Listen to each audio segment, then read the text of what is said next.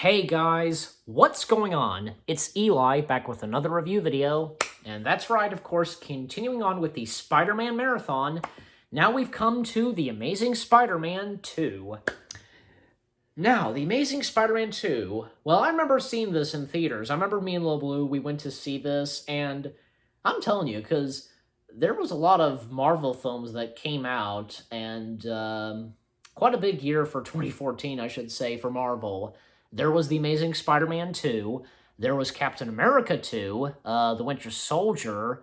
There was the new X-Men film, X-Men Days of Future Past, and Guardians of the Galaxy. So that's a total of 4 Marvel films in 1 year.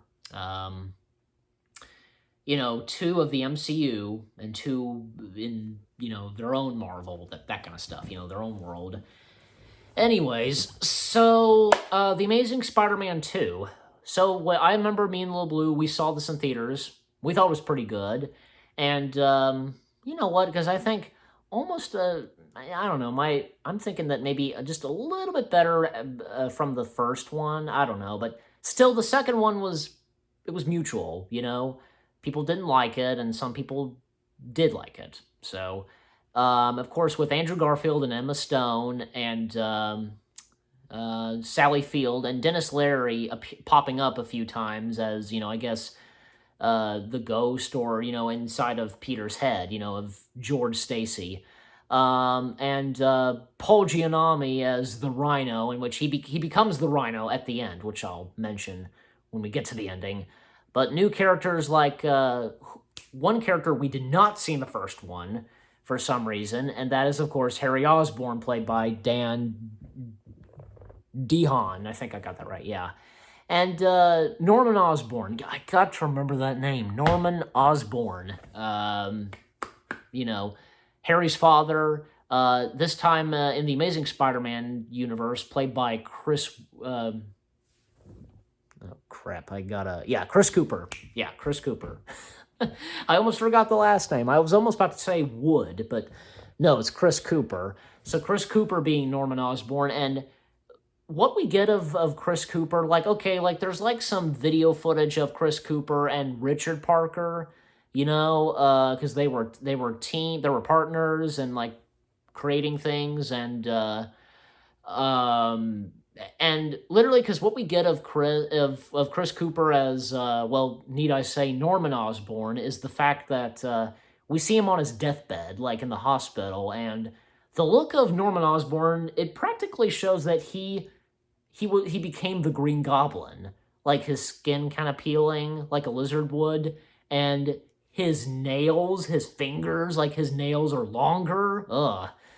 That does detect, because he became the Green Goblin. Because a friend of mine told me that, because he's the Green Goblin, and with Harry, later on in the film, he's Hobgoblin. So that makes sense, because, I don't know, going back to, say, the Spider-Man 3 of the Sam Raimi trilogy, was Harry supposed to be Hobgoblin, or just the next Green Goblin? I don't know, but anyways, so, and it's a shame because we didn't get Harry Osborn or Norman Osborn in the first one. Why are they showing up? Why are they first showing up in here and already bad things are happening? Just but also more of the cast. There's also I forget that she's in this. Oh, okay, I totally forgot about this, one that I just haven't forgotten that much was, the appearance of Felicity Jones as Felicia Hardy, yeah, and Shanlyn Woodley, if I'm saying that last name right, as Mary Jane. So I actually totally forgot we got the appearance of Mary Jane in this. But most notably, we of course have one of the villains, basically the main villain, who would become the main villain, but at first he seems okay, and he's a geek, I guess you could say. He's innocent, and that is Jamie Foxx as Electro, but it doesn't say the Electro's real name, but at one point he gets caught in something and he becomes Electro.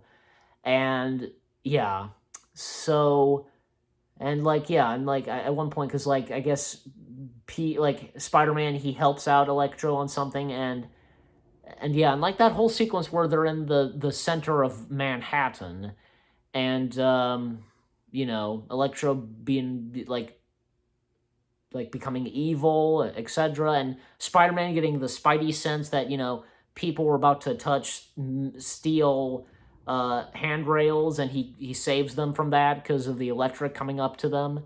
Um, I'm trying to remember. Oh yeah, Stanley. I almost forgot because I forgot to mention Stanley. His cameo is pretty funny because in the opening, Peter trying to stop a robbery, car chase, and with Paul Giamatti. And when he arrives at the graduation, like Stan Lee does spot him because he still has the Spider-Man mask on, and Stan Lee saying, "I think I know that guy."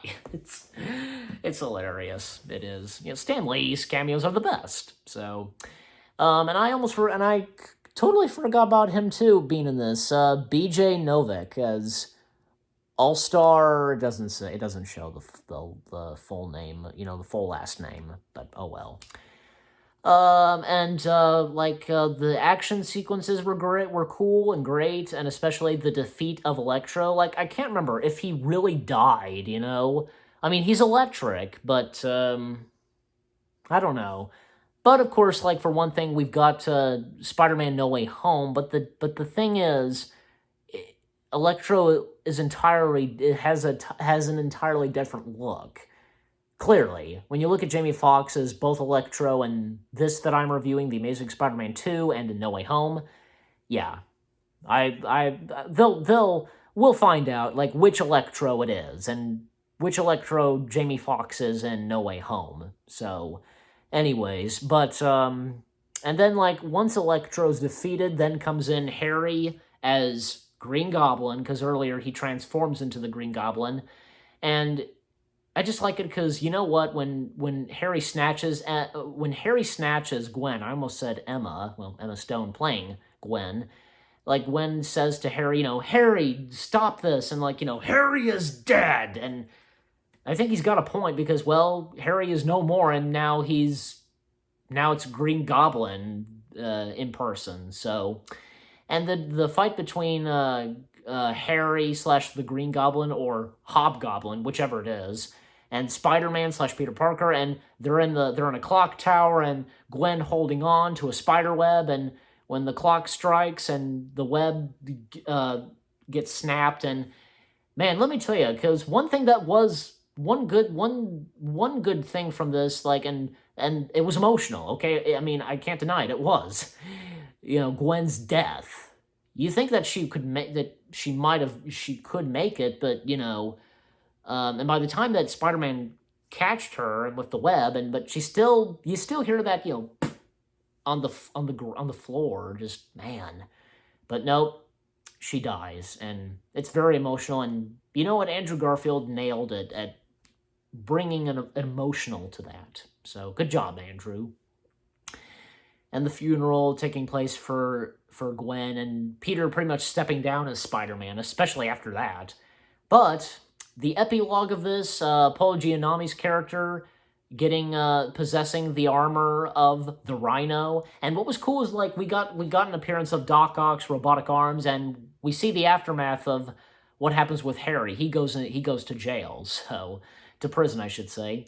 And the epilogue, like this one kid that Peter helped, help because of dealing with bullies, like this kid with glasses, and he's dressed up as Spider-Man, and as Spider-Man says to him, "You're the bravest kid ever," because literally, he went out on the road and just stood his ground, facing off against the Rhino, and just I like how the Rhino interacts with them, like "Ooh, look, the Spider-Man," blah blah blah. So, and with Peter Parker coming back as Spider-Man and facing off against the Rhino, and like the last line that Peter has, "Oh, it's great to be back." I think that's what he said, and yeah. But yeah, Spider-Man, The Amazing Spider-Man 2, Uh, um, I don't think it's that bad. In my opinion, I think it's slightly decent than the first one. And how do I rate this? Good question. 7 out of 10. 7 out of 10 for The Amazing Spider-Man 2. And there's one more thing I forgot to mention. I have to mention this. An alternate ending to this. Apparently, Peter's father, Richard, is apparently still alive. Because one thing is, he had to stay hidden. And he showed up literally after so much had happened. Literally. And especially because, for one thing, after Gwen died. But it would have been interesting, like an interesting twist, if one of his parents were still alive, but that would be kind of breaking the rule for Spider-Man. You know what I mean? Yeah, I could be right. So that's that. So again, 7 out of 10 for The Amazing Spider-Man 2. I hope you guys enjoyed my review of The Amazing Spider-Man 2. More reviews coming your way. And you let me know what you thought of my review and what you think of The Amazing Spider-Man 2. Give this review a like and leave comments as always. And of course, continuing on with the Spider-Man marathon, up next we have, it wouldn't be literally 2 years later when Spider-Man would crawl his way, I should say, to the MCU. You know what's next. Stay tuned for that tomorrow. Take care, and peace out.